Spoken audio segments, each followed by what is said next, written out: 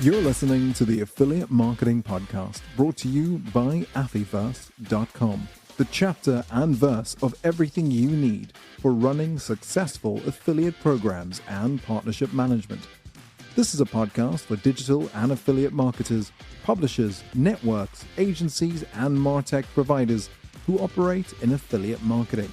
If you want to launch, scale, and grow successful affiliate marketing programs, you're in the right place.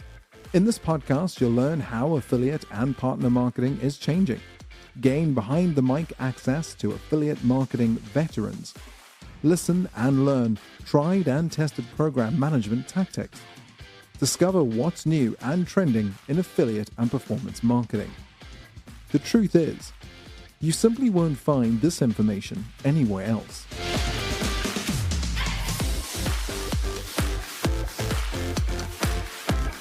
Now, here's your award-winning affiliate and performance marketing host, industry veteran, and your affiliate marketing guide and founder of Affyverse, Leanne Johnston. Welcome to this week's Affiliate Marketing Podcast with me, your host, Leanne Johnston.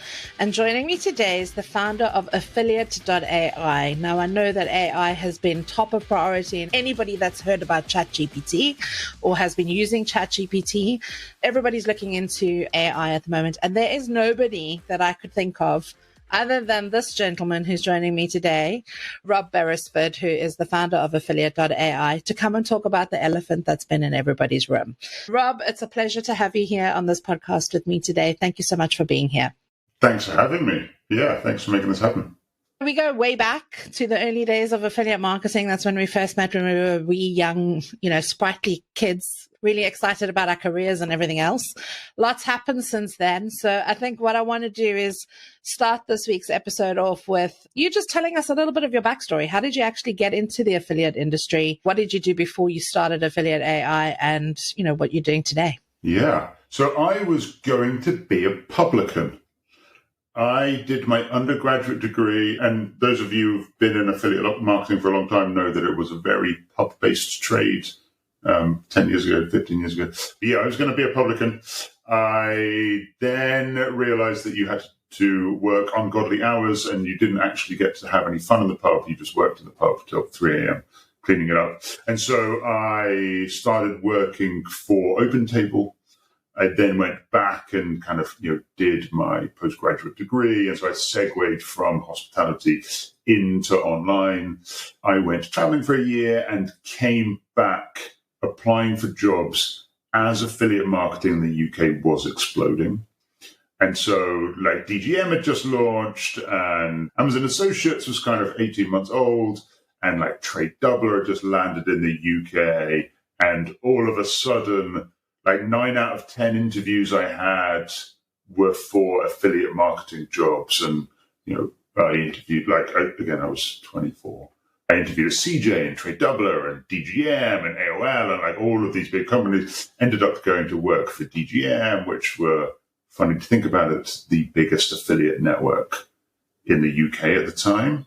Yeah, so then, worked there for 9 months because they saw how much money was flowing into publisher bank accounts and not into my pay packet. And so quickly went to the publisher side. And so I was the first employee, and this shows you how crazy affiliate marketing was back then. My boss was this 19-year-old guy, Chris Kelly, who is now godfather to my kids, but he was one of the top 10 publishers on the affiliate network. He was doing stuff from his BlackBerry in between lessons at Cambridge. I mean, those were the days, right? We're talking, at least 6 figures of publisher commissions a month flowing through this, young guy's bank account. And most of it was all paid search, and, there wasn't huge amounts of margins, but there was a lot more margin than I was making in my job.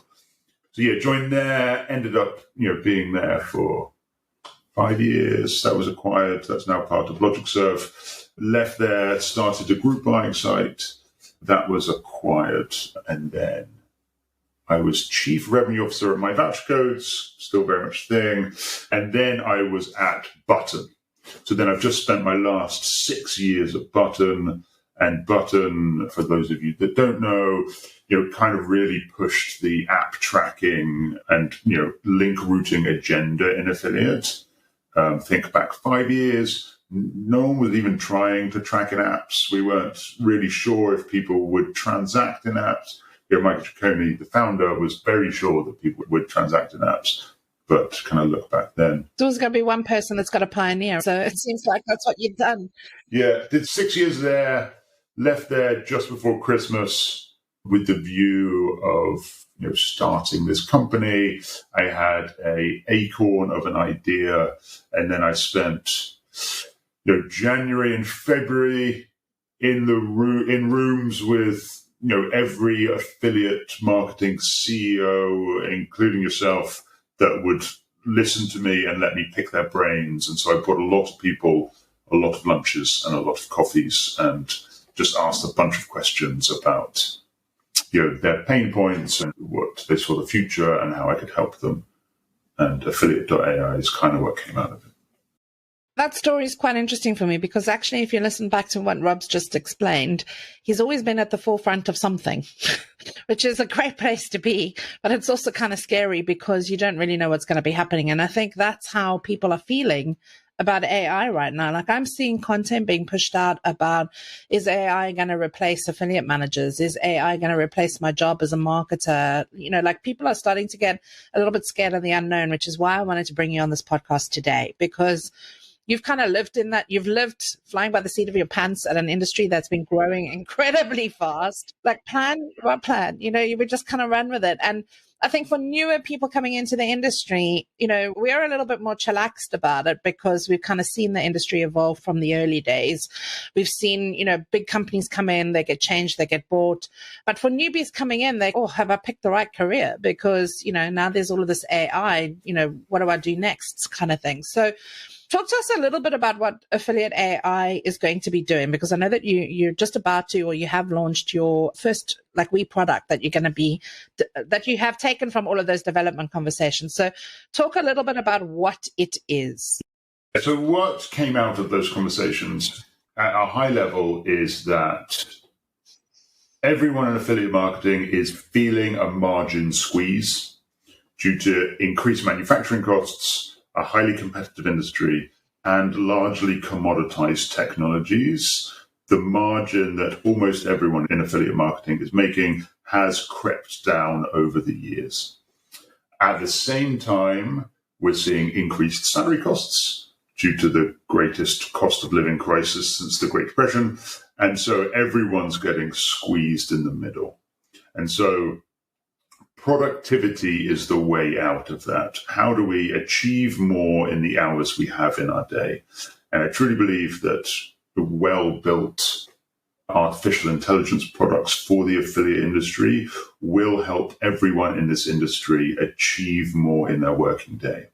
And so we are building products to superpower the humans that work in affiliate marketing and allow them to get more done by shaving seconds, minutes, hours, days off of the tasks they already do. Let's talk about that, because that's a very important thing. Like, I don't think people really understand what affiliate managers do. Like, just in order to pull a report, sometimes you have to pull 3, export it out into Excel, configure it so that you can actually use the data in a meaningful way, and then go make a decision, and then go back into the platform again to go and find that affiliate, their contact details and everything else.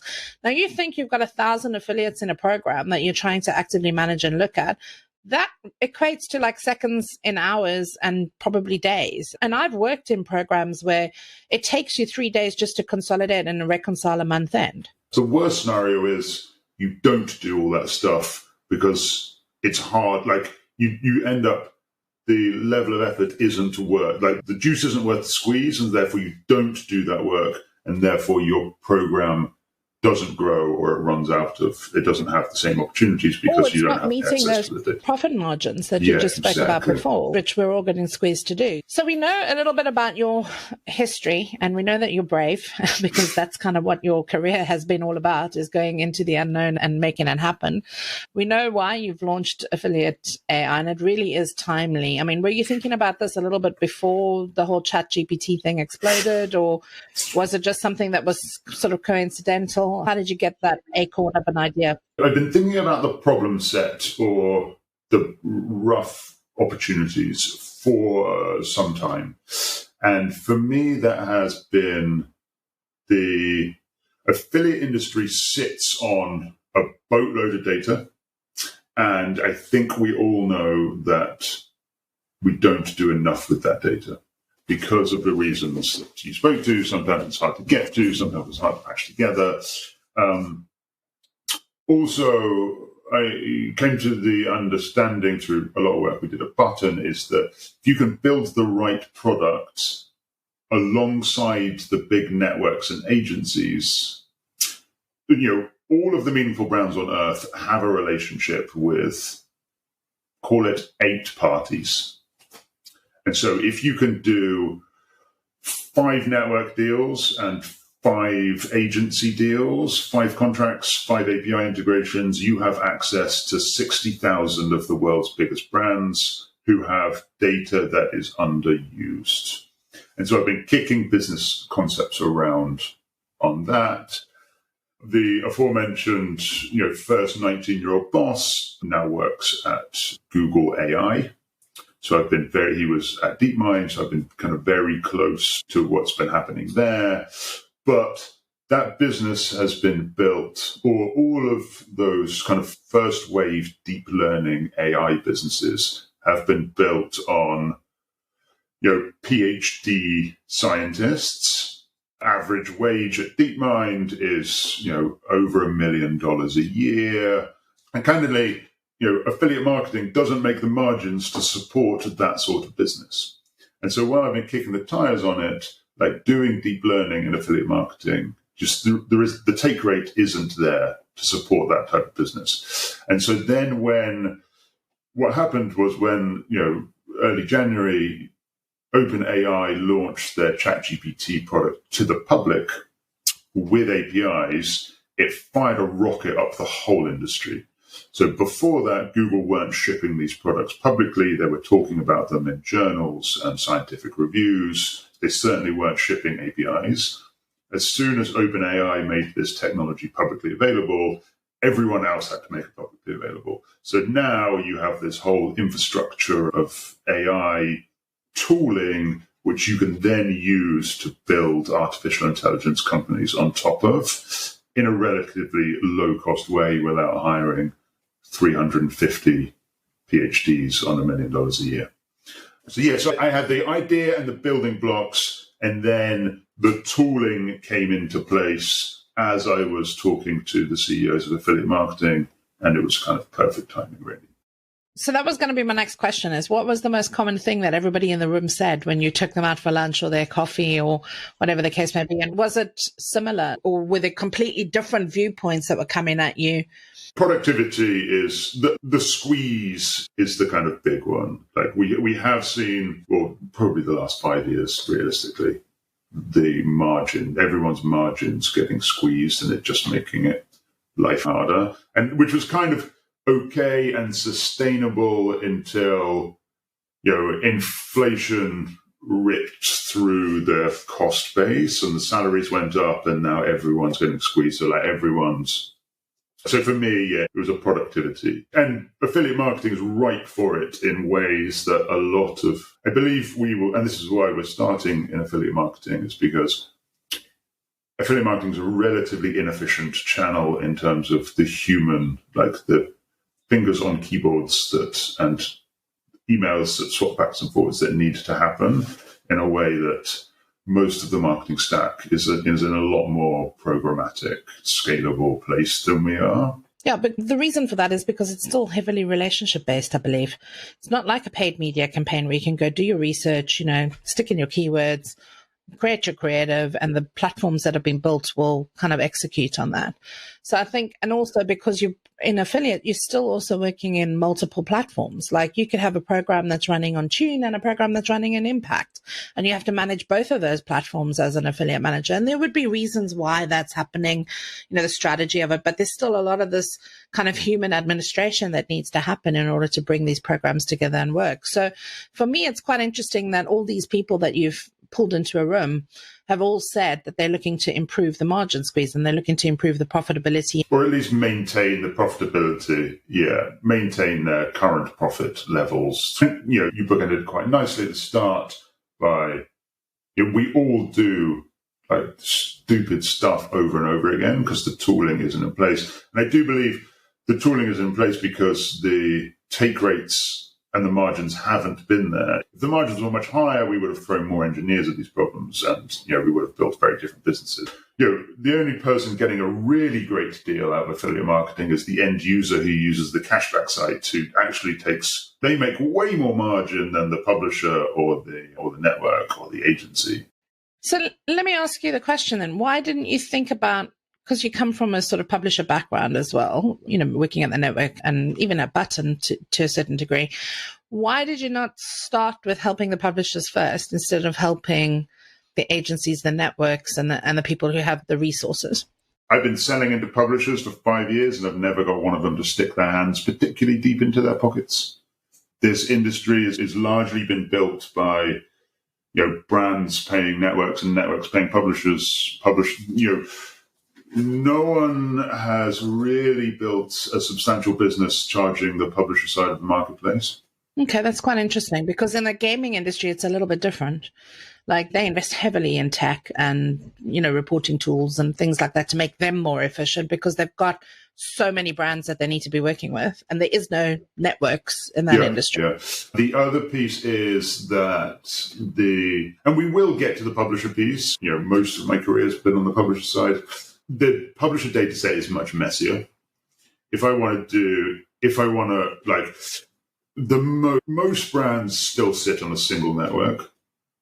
If you're like a really big global brand, you might sit on 2, maybe 3. Your average publisher's working with 30, 40 networks. And so you need to plug in 40 APIs versus 1 and then maintain them and clean that data and kind of do all that stuff. The cleaning of data is, dramatically easier in a AI world than it was in a kind of more static data world. It's still a long to-do list to maintain relationships, like the technical relationships with all those data sources. With all of this data that you've gathered and all of these projects that you're now starting under Affiliate AI, what do you think AI brings to the performance marketing industry? What do you think it's going to start with first? So it's problem solving, solution driving. We will start with data recall. So our first product, Instant Assistant, allows you to, through the medium of Teams or Slack, whatever your kind of chat bot of choice is internally, ask for whatever data you need in your own natural language. And so that starts with, how did we do yesterday versus last Thursday? How did we do in March versus February? How did we do in March versus last February? Give me my top 10 publishers on mobile over the last 7 days. Give me my top publishers who have sold flights to Madrid in the last 30 days. Pull me my QBR. And that effectively allows, through natural language, we can then pull that data in and present that data back to you in terms of a table or a CSV back within Teams or Slack in a near instant.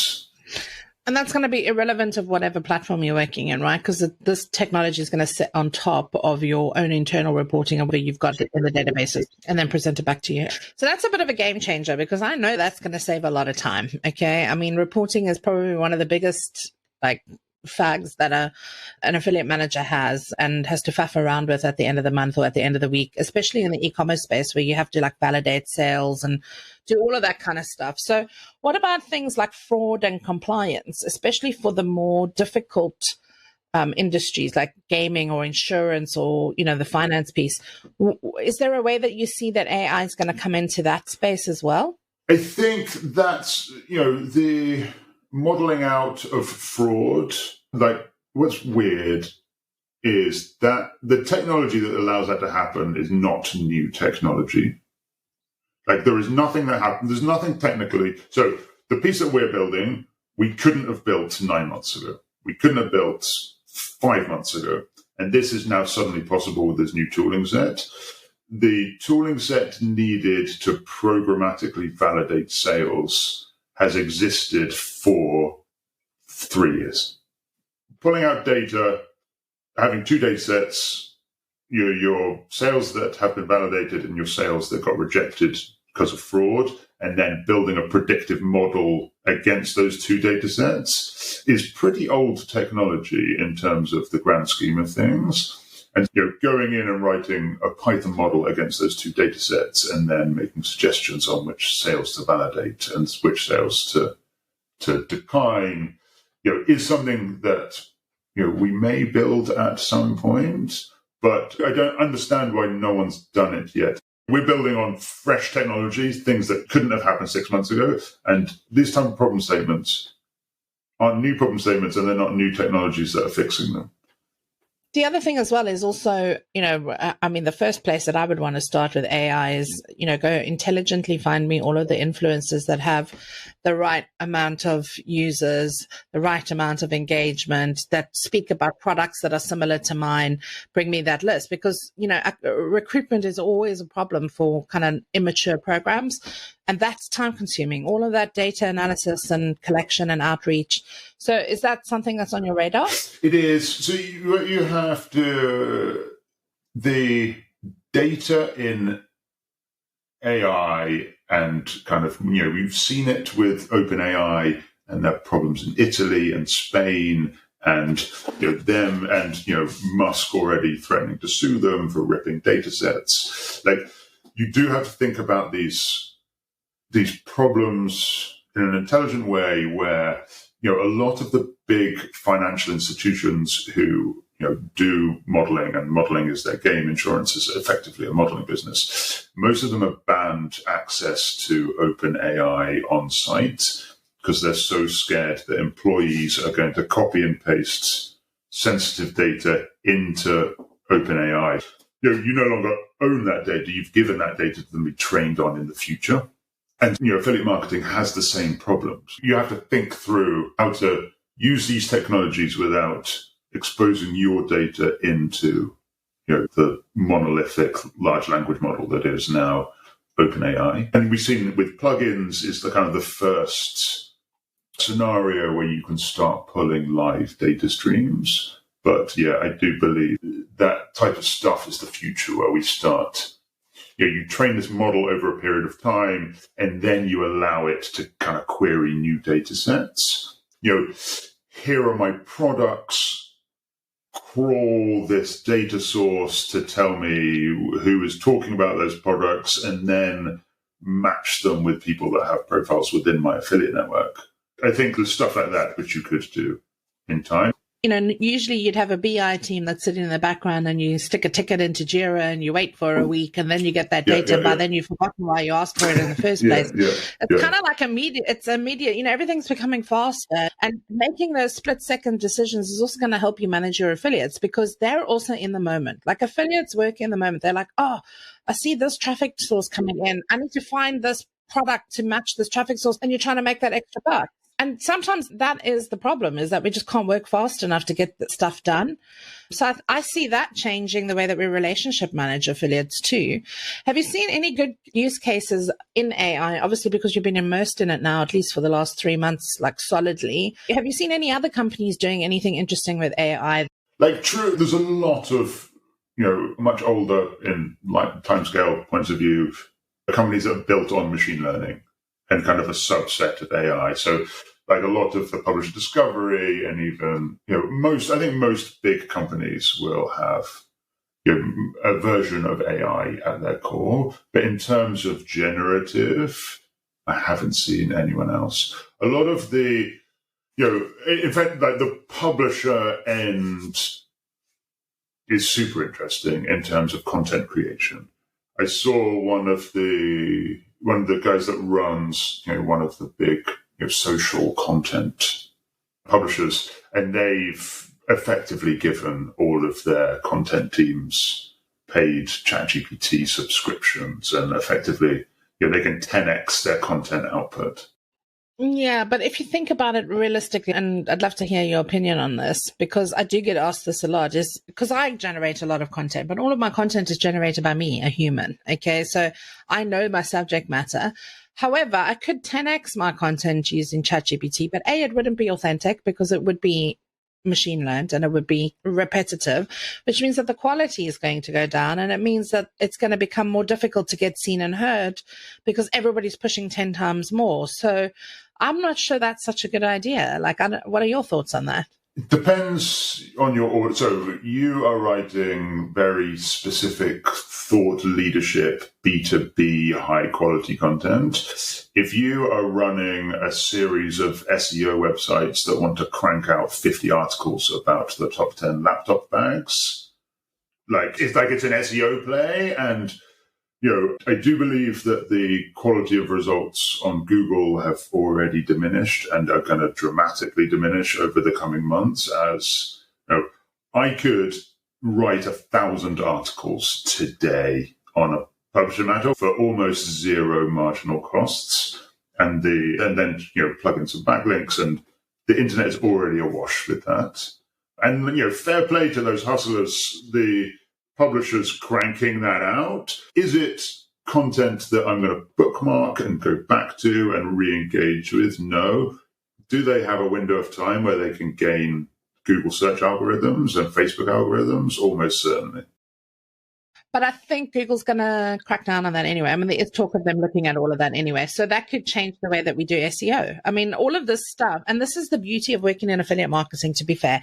So those of you that are listening in that haven't been around as long as what Rob and I have, everything changes all the time. And things like this that come into the market that are new technology, new ways of working, new ways of generating content, they are all going to have an impact in terms of what the future of the web looks like. When people talking about Web3, this is encompassed in Web3 because we're going to change the way that SEO gets ranked.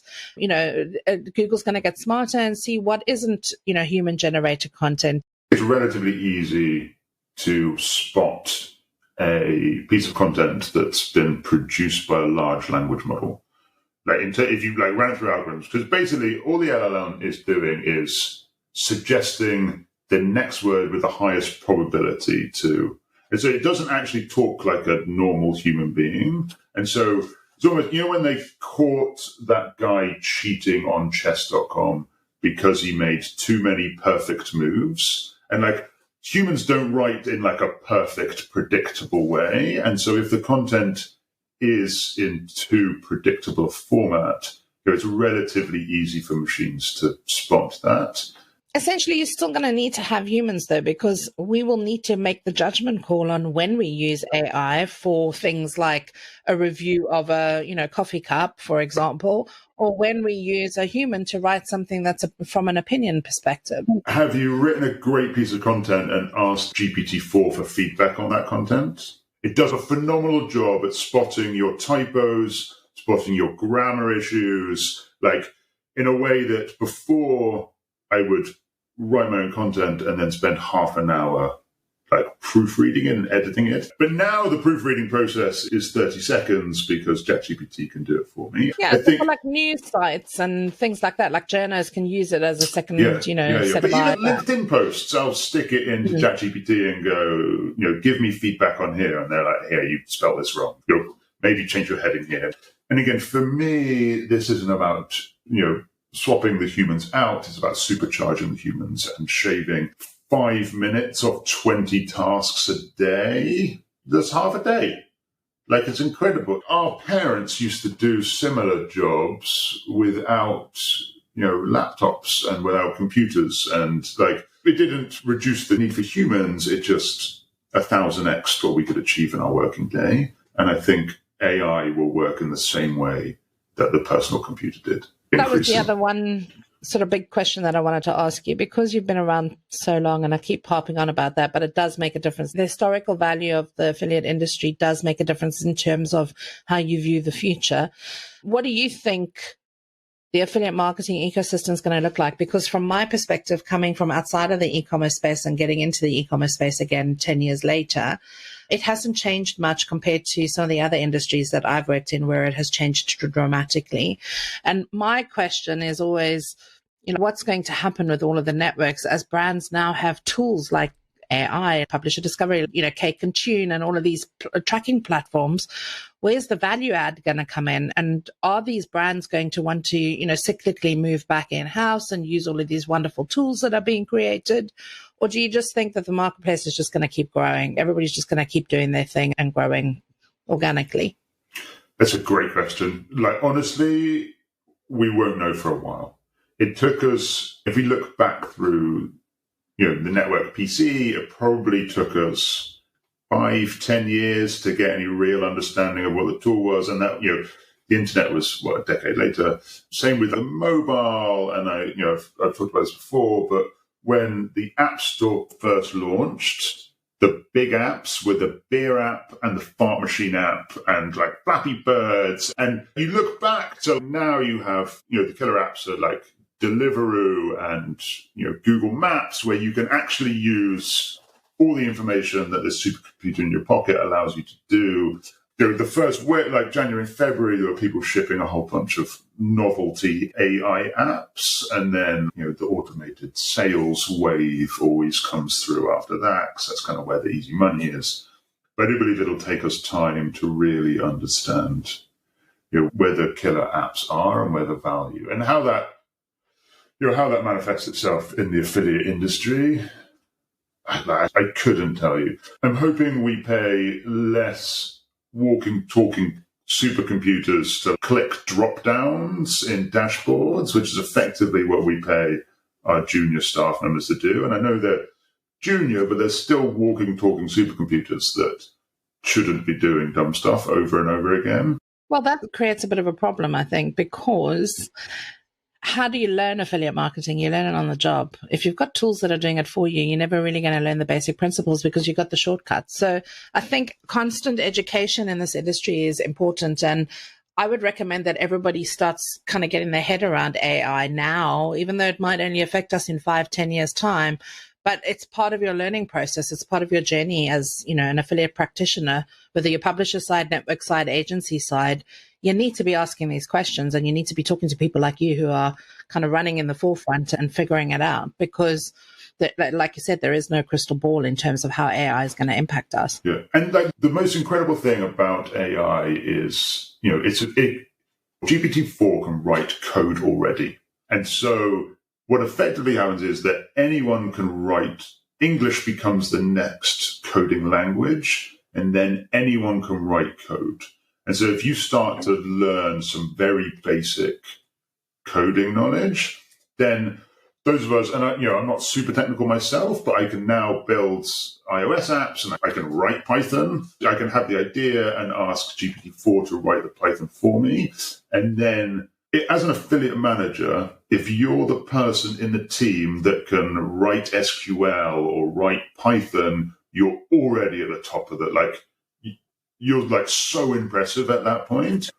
One afternoon and a premium ChatGPT license, you're already that person. Well, it's funny you should mention Python.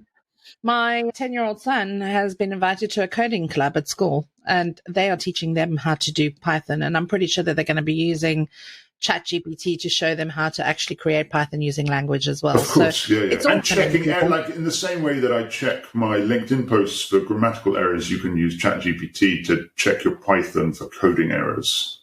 Yeah, it just means you can achieve 1,000 times more in your working day than you did before. And why would you ever go back? And what's that going to happen? What's that going to lead to? That's my next question is how is that going to affect strategy? How's that going to affect the timing of campaigns? Are you going to be able to get ahead of if a news piece drops today, usually it would take us 2 to 3 weeks to hop on the back of that, get the creative, now you can actually do it like within 48 hours. And how does that impact your bottom line? So really start thinking about it and start getting your head around what the use cases are, and stop worrying about whether I'm going to still have my job in 5 years' time. Because I think just use it. Just like go in.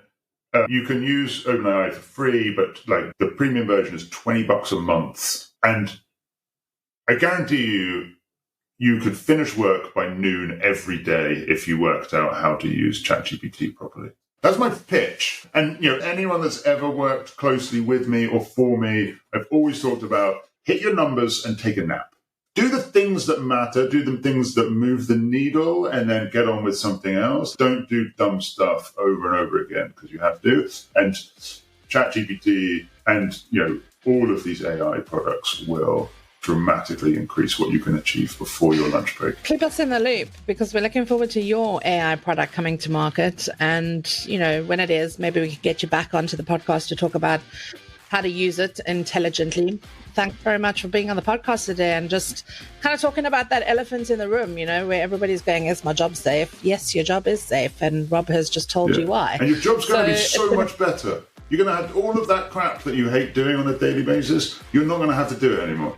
But you could just do the fun, strategic, thoughtful stuff. You like. Exactly. Yeah, absolutely. Rob, thank you so much for being on the podcast today and sharing what's happening at Affiliate.ai. Thanks, Leanne. Thanks for having me. Are you ready to take your business to new heights? The Elevate Summit is coming this July, brought to you by Affiverse. Elevate is the virtual event to attend. Save the date for July 18th and 19th and get your early bird tickets now. This unmissable live-streamed virtual summit will run for 2 days, bringing the best and brightest affiliate and performance marketing practitioners together to help you grow your affiliate marketing program and partnerships. Why is this right for you? This virtual event is for publishers, affiliates, affiliate managers, and SaaS suppliers who work within the partnership economy. Early bird tickets are priced at just £49 for a limited time only, and your ticket gives you access to world-class speakers and industry experts who will share tips, strategies, and learnings. The Elevate Summit is for you if you want to learn with real industry experts. Learn new ideas and tips to grow your program and learn new skills in our masterclasses. Discover new business leads, showcase your tech and services, and network with industry peers. Let's elevate your affiliate marketing together. Visit Affiverse, AFFIVERSE.com and click on the Elevate button to register now at this very special early bird price.